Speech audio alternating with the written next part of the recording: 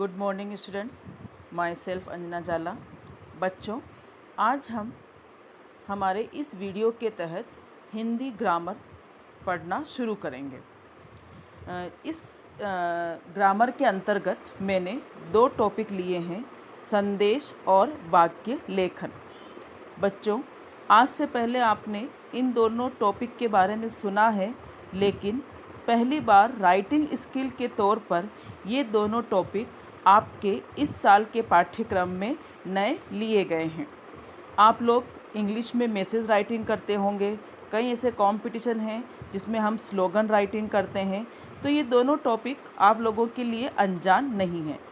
बस इस वीडियो के तहत हम ये जानेंगे कि संदेश और वाक्य लेखन क्या होता है, इसकी ज़रूरत क्यों पड़ती है, यह कितने प्रकार का होता है और इसको लिखने का सही तरीका क्या है।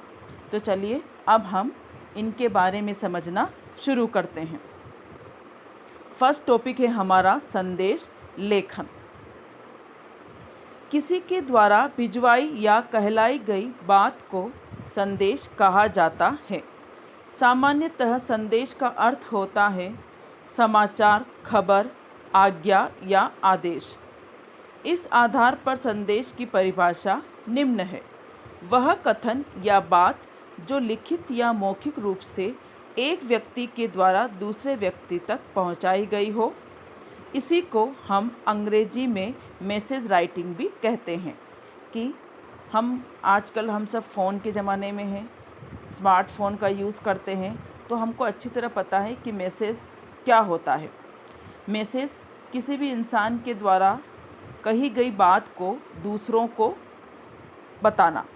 तो ये हम बातें समाचार के थ्रू बोलें, खबर के थ्रू बोलें, किसी का ऑर्डर हो, चाहे कोई भी चीज़ हो जिसकी जानकारी दूसरों को दी जाती है, वह संदेश कहलाता है। अर्थात वह कथन या वाक्य जो लिखित या मौखिक रूप से एक व्यक्ति के द्वारा दूसरे व्यक्ति को बताया जाता है, वह संदेश राइटिंग कहलाती है। मतलब संदेश लिखित रूप में भी होता है और कई बार मौखिक रूप में भी होता है। संदेश लेखन कोई नया विषय नहीं है। सदियों पहले कबूतरों की सहायता से संदेश भेजे जाते थे। राजा चौराहे पर नगाड़े बजवाकर प्रजा तक अपने संदेश पहुंचाते थे। कि संदेश कोई आज के ज़माने में फ़ोन आ गया तब से स्टार्ट नहीं हुआ है बच्चों, ये काफ़ी पुराने समय से हमारे देश में चला आ रहा है। हम सब ने देखा होगा या सुना होगा टीवी के अंदर कि पहले के ज़माने में कबूतर संदेश लेके जाते थे। वो विशेष रूप से प्रशिक्षित कबूतर थे, जिनके माध्यम से, जिनकी सहायता से लोग एक राज्य से संदेश क्या करते थे, दूसरे राज्य में पहुंचाते थे। इसके अलावा अगर आपने टीवी में देखा होगा कि पहले के ज़माने में राजा अपने सैनिक को कोई नया आदेश, कोई नया मैसेज देता था। सैनिक बड़े बड़े नगाड़े लेकर जनता के बीच में जाते थे, नगाड़े बजाते थे, और राजा का जो भी आदेश होता था या जो भी मैसेज होता था, वह मैसेज वह कहाँ तक पहुँचाते थे, प्रजा तक पहुँचाते थे। बदलते समय के साथ संदेश में भी परिवर्तन आया। डाकिया चिट्ठी द्वारा संदेश पहुँचाने लगा। डाकिया का स्थान फिर टेलीफोन ने ले लिया। धीरे धीरे क्या होने लगा, परिवर्तन आते गए। मानव ने विकसित होने की दिशा में कदम उठाए। तो उस समय जब बदलता समय बदला, तब धीरे धीरे जो संदेश कबूतरों के या नगाड़ों के माध्यम से पहुंचाए जाते थे, वो संदेश फिर किसके माध्यम से पहुंचाए जाने लगे, पत्र के द्वारा। चिट्ठी मतलब पत्र के द्वारा। कि हम लेटर लिखते थे, पोस्ट ऑफिस बनाए गए, एक बॉक्स बनाया गया जिसमें वो लेटर डाला जाता था, पोस्टमैन आता था, चिट्ठियाँ कलेक्ट करता था और आपके द्वारा लिखे गए एड्रेस पर उन चिट्ठियों को पहुंचाकर आपका संदेश सामने वाले व्यक्ति को दे देता था। तो पहले जब फ़ोन का आविष्कार नहीं हुआ, उस समय तक चिट्ठियाँ फिर एक संदेश को दूसरे संदेश तक पहुंचाने का माध्यम बनी।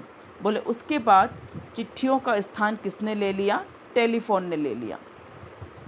कि आप लोगों ने देखा होगा कि सबसे पहले लोगों के घरों में लैंडलाइन ही होता था, मोबाइल तो होते ही नहीं थे, क्योंकि मोबाइल का आविष्कार ही नहीं हुआ था। कि लोग लैंडलाइन के माध्यम से क्या करते थे, परिजनों से बातचीत करते थे, और कोई मैसेज देना होता था तो वो परिजनों को किसके माध्यम से देते थे, लैंडलाइन अर्थात टेलीफ़ोन के माध्यम से देते थे। टेलीफ़ोन का मोबाइल ने और आजकल व्हाट्सएप के आने के बाद पूरा परिदृश्य ही बदल गया है। बोले फिर मोबाइल फ़ोन का इस्तेमाल हुआ। पहले सिंपल कीपैड वाले मोबाइल फ़ोन आते थे, फिर धीरे धीरे स्मार्टफ़ोन आने लगे। जैसे स्मार्टफ़ोन आए तो आपके पास फैसिलिटी और भी अधिक बढ़ गई, और अब आजकल तो संदेश भेजने के लिए सबसे आसान माध्यम कौन सा बन गया है? व्हाट्सएप बन गया है, जिसका आप और मैं सभी लोग क्या करते हैं? अधिक से अधिक प्रयोग करते हैं। ईमेल, फेसबुक, व्हाट्सएप के माध्यम से अलग अलग प्रारूपों में संदेश भेजे जाते हैं, और लेकिन सबसे अधिक मुख्य आधार व्हाट्सएप ही। बोले अब संदेश भेजने के लिए कोई एक माध्यम नहीं रह गया है। अब संदेश अलग अलग माध्यमों से क्या किया जाता है? भेजा जाता है।